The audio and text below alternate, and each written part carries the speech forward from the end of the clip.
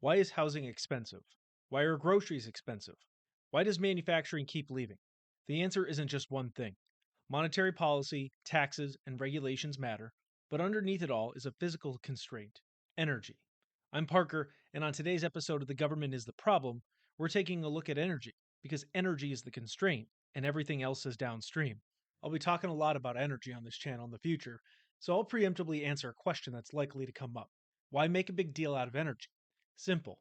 Energy is the price floor of everything. You can manipulate currency, you can regulate wages, you can even subsidize industries. You cannot, however, repeal thermodynamics. When energy costs rise, transportation, manufacturing, construction, and military production all rise. You can print money, but you cannot print diesel.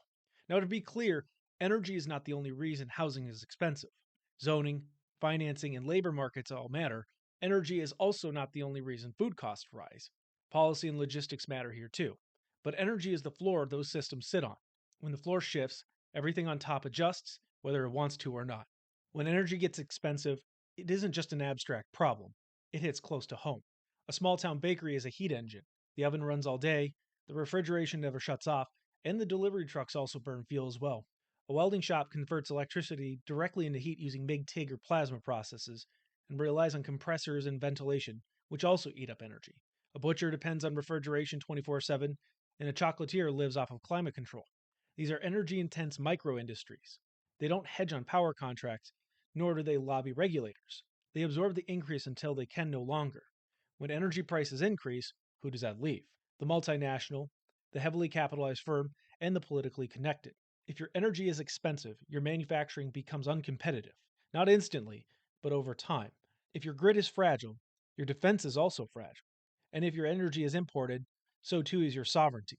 Energy won't explain every distortion in the economy, but for small energy intensive businesses, it's one of the biggest pressures on survival, and everything else is downstream. Here's another thing to think about when it comes to energy: energy costs are regressive. When electricity, fuel, and heat prices rise, the wealthy absorb the increase while the poor cannot. Higher energy costs raise the prices of food, transportation, rent, and utility bills, all of which disproportionately affect the poor. When energy is affordable, mobility expands, but when energy is expensive, options contract.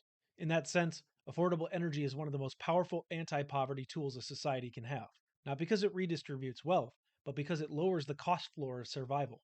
So, how does the government play a role in energy? Energy production sits under federal, state, and local authority. Think permits, mandates, environmental reviews, and litigation pathways. When you combine those with capital intensive energy projects, you get slowed energy production, which raises costs. And those costs don't disappear.